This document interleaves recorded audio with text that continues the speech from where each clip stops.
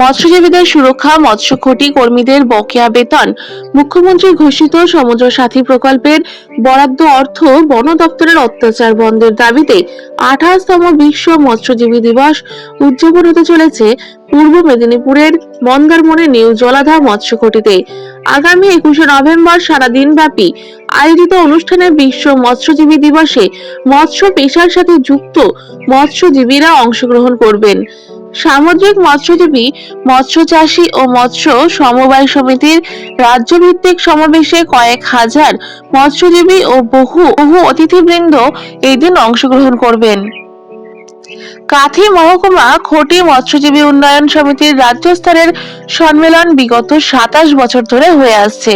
মৎস্যজীবীদের সর্বভারতীয় সংগঠন ন্যাশনাল ফিশ ওয়ার্কার্স ফোরামের উদ্যোগে 1997 সালে মার্চ মাসে দিল্লিতে সারা বিশ্বের 33 মৎস্য প্রধান দেশগুলিকে নিয়ে বিশ্ব মৎস্যজীবী সম্মেলনের আয়োজন করা হয়েছিল। 3 দিনের এই মৎস্য সম্মেলন থেকে গঠিত হয়েছিল ওয়ার্ল্ড ফিশারম্যান অর্গানাইজেশন। ওই সম্মেলন থেকে সিদ্ধান্ত নেওয়া হয়েছিল প্রতি বছর 21শে নভেম্বর পালিত হবে বিশ্ব মৎস্যজীবী দিবস।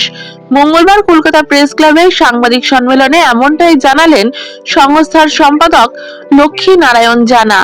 তিনি জানান, উক্ত সম্মেলনে উপস্থিত থাকবেন মৎস্যমন্ত্রী বিপ্লব রায়চৌধুরী, বিধায়ক তথা প্রাক্তন মৎস্যমন্ত্রী অখিল গিরি, বিধায়ক উত্তম বারিক, বিধায়ক স্বর্ণকমল সাহা সহ মৎস্য বিভাগের বিভিন্ন আধিকারিকগণ।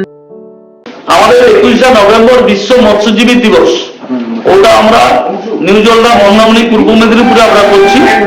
আমাদের মৎস্য খটির মৎস্যজীবীরা, আমাদের মৎস্য চাষীরা, মৎস্য ব্যবসায়ীরা, তাদের সমস্ত প্রতিনিধি এবং আমার রাজ্য স্তরে মৎস্যজীবী বন্ধুগণ তাদের উপস্থিত থাকবেন এবং রাজ্য সরকারের সম্মানীয় মৎস্যমন্ত্রী আমাদের বিপ্লব রায়চৌধুরী, আমাদের স্থানীয় বিধায়ক অখিল গিরি, প্রাক্তন মৎস্যমন্ত্রী তিনি থাকবেন, আমাদের সমবায় দপ্তরের আমাদের স্টেট কোঅপারেটিভ ইউনিয়নের চেয়ারম্যান স্বর্ণকমল সাহা থাকবেন, ভাইস চেয়ারম্যান আমাদের আশিস চক্রবর্তী সাহেব থাকবেন।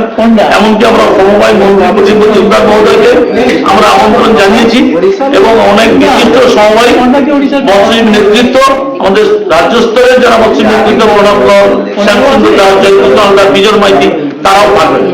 এই দাবিটা হচ্ছে মৎস্যজীবীদের অধিকার রক্ষার্থে আমাদের বন দপ্তরের অত্যাচারটা প্রথমত বন্ধ করার জন্য আমরা দাবি রাখবো।